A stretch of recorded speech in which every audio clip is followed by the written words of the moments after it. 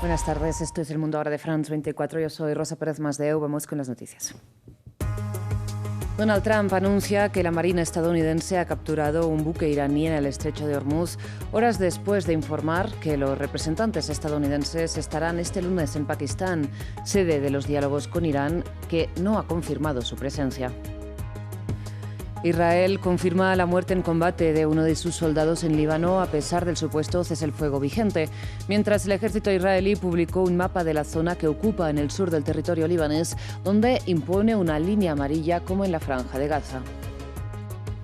Y en Bulgaria, encuestas a pie de urna señalan la ventaja de la coalición de centro-izquierda del expresidente Rumen Radev, que pidió a la población acudir a las urnas para superar la larga crisis política con un discurso anticorrupción y crítico con el apoyo de Bruselas a Ucrania.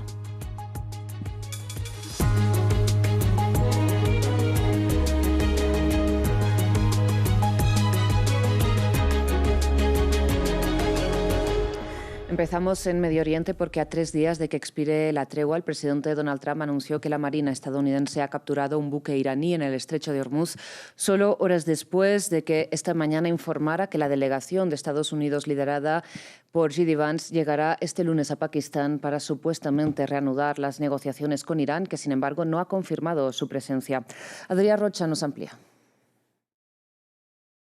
Hace unas pocas horas, la agencia estatal de noticias IRNA iraní ha asegurado que Irán sí que podría haber tomado una decisión, que es la de no participar en estas conversaciones, alegando esta agencia de noticias el cambio constante de posiciones y los ultimátums constantes por parte de Estados Unidos y sobre todo de su presidente Donald Trump. Tasnim ha llegado incluso a asegurar después que Irán entiende que estas negociaciones, que tendrían que empezar el martes según ha asegurado Pakistán, país que sobre todo está llevándose el esfuerzo de mediador, podrían suponer una especie de trampa según Irán para reanudar los combates que, recordemos, terminaron hace casi 2 semanas. Irán ha asegurado de que si esto acaba ocurriendo, no van a hacer más cosa que elevar aún más la tensión, intentando también atacar y bloquear el estrecho de Bab al-Mandeb, que es el estrecho que separa el Mar Rojo del Océano Índico. Así que serían 2 estrechos los bloqueados, 2 de los grandes estrechos comerciales, tanto en crudo y gas mundiales como también de comercio internacional. Recordemos que Bab al-Mandeb es el gran estrecho por el cual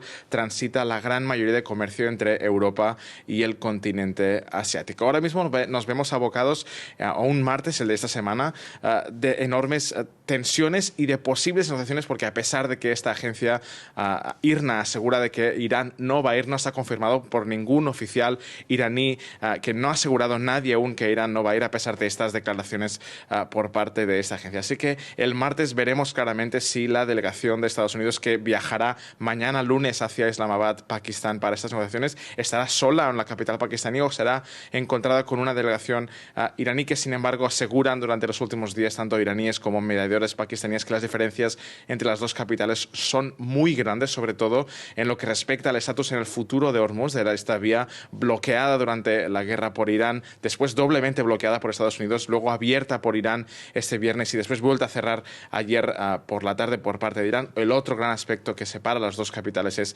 el programa nuclear iraní y el futuro del uranio enriquecido por Irán durante los últimos 5 años. En noticias relacionadas, el ejército israelí informó que uno de sus soldados murió en combate en el sur del Líbano a pesar de la tregua supuestamente vigente. En paralelo, el gobierno de Emmanuel Macron anunció que este domingo llega a Francia el cuerpo del sargento francés de la FINUL, la fuerza provisional de las Naciones Unidas que vela por un cese el fuego en el sur del Líbano y que ha sido blanco de repetidos ataques. La FINUL es la fuerza provisional de las Naciones Unidas en Líbano. Sus fuerzas de paz patrullan a lo largo de la línea azul, en la frontera entre Líbano e Israel, que fue establecida en 1978. Israel había invadido entonces el sur de su vecino del norte en respuesta a los ataques de la Organización de Liberación Palestina, que tenían bases en la zona. La ONU desplegó la fuerza para acompañar la retirada de las tropas israelíes y no ha salido de este territorio desde entonces. La guerra estalló en el sur del Líbano entre Hezbollah e Israel en el verano de 2006, y tras esa crisis, el mandato de la FINUL se amplió para incluir nuevas tareas. Tras la crisis de 2006, el Consejo de Seguridad reforzó la FINUL y decidió que además del mandato original, entre otras cosas, supervisaría el cese de las hostilidades, acompañaría y apoyaría a las Fuerzas Armadas libanesas a medida que se desplegaran por todo el sur del Líbano y ampliaría su asistencia para ayudar a garantizar el acceso humanitario a las poblaciones civiles y el retorno voluntario y seguro de las personas desplazadas.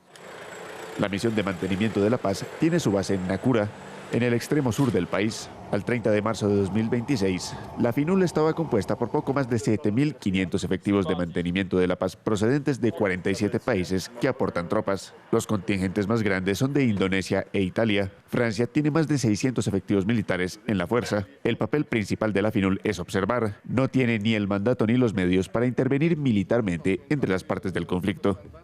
Vamos ahora a Reino Unido. Las autoridades señalan a un grupo apoyado por Irán como posible responsable del ataque contra una sinagoga de Londres. Según la Policía Metropolitana, una botella llena de algún producto químico fue arrojada dentro del templo judío para intentar causar un incendio. Un nuevo ataque contra la comunidad judía en Reino Unido. Un intento de incendio contra una sinagoga tuvo lugar en el noroeste de Londres durante la madrugada de este domingo. Incidente que no dejó heridos, pero que acrecienta la preocupación en Reino Unido. Es el tercero contra la comunidad judía en una semana. Estoy horrorizado por los recientes intentos de ataques incendiarios antisemitas en el norte de Londres. Esto es abominable y no será tolerado. Los ataques a nuestra comunidad judía son ataques a Reino Unido. Estamos incrementando la presencia policial visible y los responsables serán encontrados y llevados ante la justicia.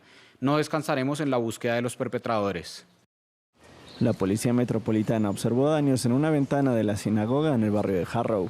Luego de una inspección, los agentes hallaron evidencia de que se había arrojado una botella con algún producto químico adentro. Las fuerzas de seguridad responsabilizan de los últimos hechos a grupos criminales proiraníes.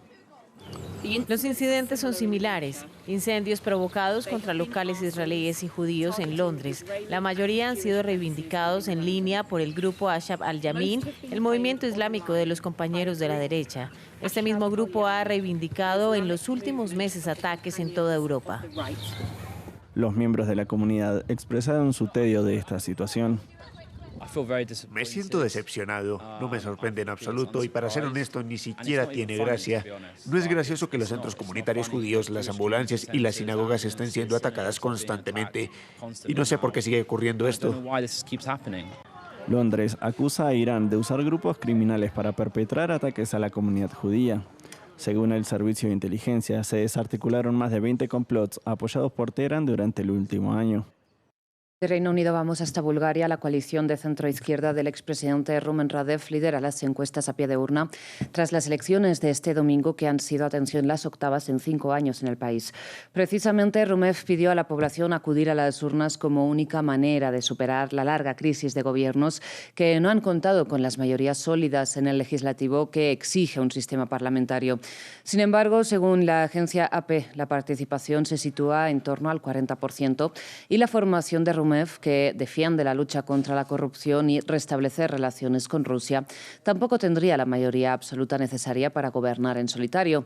Mientras en Bruselas temen que tras la caída de Orbán en Hungría llegue ahora un aliado del Kremlin a Sofía. Deben saber que Bulgaria se esforzará por continuar su camino europeo.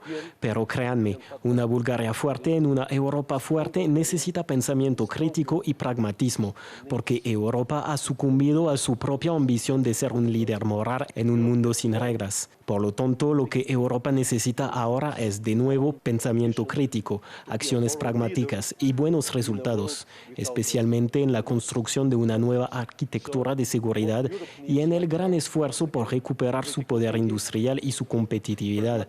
Esa será la principal contribución de Bulgaria a su misión europea. En otras noticias, en Estados Unidos, un hombre mató a 8 niños en un tiroteo en Luisiana, en un episodio en que 10 personas resultaron heridas y que las autoridades describen como un hecho de violencia doméstica. Sin embargo, se trata del tiroteo más mortífero de Estados Unidos en los últimos 2 años. Esta mañana los agentes respondieron a un tiroteo ocurrido poco después de las 6 a.m. Hemos determinado que se trató de un incidente de violencia doméstica. 8 personas fallecieron. Las edades de los fallecidos oscilaban entre 1 año y aproximadamente 15 años. Todos los fallecidos en este caso son menores de edad. El responsable, tras abandonar el lugar, robó un vehículo cerca de la esquina West 79 y Linwood. En ese momento, agentes de la patrulla de policía de Shreveport siguieron al vehículo y lo persiguieron. La persecución los llevó hasta la parroquia Bossier, donde los agentes de la policía dispararon sus armas y la persona falleció. Creemos que fue la única persona que disparó en ese lugar. Hablamos ahora de un nuevo episodio de tensión entre Colombia y Ecuador. El presidente Gustavo Petro comunicó que denunciará a su homólogo Daniel Noboa por calumnias al haber declarado que el mandatario colombiano se reunió con un líder narcotraficante conocido como alias Fito en la localidad ecuatoriana de Manta. Las acusaciones, que Petro rechaza, se dan en el marco de la guerra arancelaria declarada por Quito a Bogotá y de incidentes también en las operaciones militares contra grupos transfronterizos. He decidido demandar penalmente al presidente Noboa por su calumnia. El mismo Noboa dio la orden, como debe ser, para que el ejército ecuatoriano en todo momento, día y noche, me cuidaran en Manta, a donde fui el día de su posesión, a la que asistí, y me trató con displicencia solo porque pedí la libertad del preso político Jorge Glass, ciudadano colombiano y ex vicepresidente de la República del Ecuador. No sé si ir a algún lugar del Ecuador implique sospecha de contactos oscuros. Manta es un lugar hermoso que vale la pena conocer. Vamos ahora hasta Angola, porque el Papa León XIV avanza en su gira africana y este domingo celebró una misa multitudinaria en Luanda. El líder de la Iglesia Católica celebró precisamente el cese el fuego en Líbano, que de hecho, recordemos, fue mediado por Donald Trump, con quien el pontífice ha cruzado varias críticas en los últimos días. Además, el Papa denunció la explotación injusta de los recursos de Angola, que a pesar de su riqueza natural en petróleo y diamantes, tiene una población altamente empobrecida. Vamos a China, que mostró sus avances tecnológicos en la media maratón de robots de Beijing, en la que el robot ganador batió el récord humano. Esto en medio del debate, ¿no?, sobre el reemplazo o la integración de los robots en el mundo laboral. Con piernas de acero, estos robots dejaron atrás a los corredores de carne y hueso. Más de 300 humanoides participaron el domingo en la media maratón de robots de Beijing. El ganador, del fabricante chino de teléfonos inteligentes Honor, batió el récord mundial humano por casi 7 minutos, terminando en 50 minutos y 26 segundos, según el organizador del evento. Las multitudes acudieron en masa para maravillarse ante los avances tecnológicos, mientras algunos se preguntaban hasta dónde llegaría todo esto. Los robots son realmente divertidos, así que quería traer a mi hijo para que lo viviera. Además, con lo rápido que se desarrolla la tecnología, creo que los robots pronto superarán a los humanos en muchos aspectos. Por eso quería venir a verlos antes de que realmente nos superen. Los robots de este año eclipsaron a los que compitieron en la carrera inaugural del año pasado, en la que el ganador terminó en 2 horas, 40 minutos y 42 segundos. Aún así, no todos los robots están en óptimas condiciones. Uno se quedó tirado en la línea de salida y otro chocó de frente contra una barrera. La media maratón supone una prueba de fuego para la agilidad de los robots. Este evento exige que los robots alcancen una movilidad tan alta de forma autónoma en el recorrido, lo que supone una prueba significativa de su agilidad. Incluso para los humanos, realizar giros cerrados supone un reto. Para los robots, esta configuración aumenta la dificultad técnica. Acelerar el desarrollo de robots humanoides es una prioridad para China, ya que las empresas de robótica se esfuerzan por introducir más humanoides en las fábricas. La empresa china de robótica Uptech ha declarado que su objetivo es lanzar 10.000 robots humanoides de tamaño real este año. Y finalizamos con tenis, porque hoy fue jornada de títulos en 4 torneos europeos. Veamos, comenzamos en Stuttgart, donde la kazaja Elena Rybakina superó a la checa Muchova y se coronó campeona. También en Alemania, pero en el torneo de Múnich, Ben Shelton se convirtió en el primer campeón estadounidense tras vencer en la final al italiano Flavio Cobolli. En la ciudad francesa de Rouen, la ucraniana Marta Kostyuk venció a su compatriota Verónica Podres y también alzó la copa.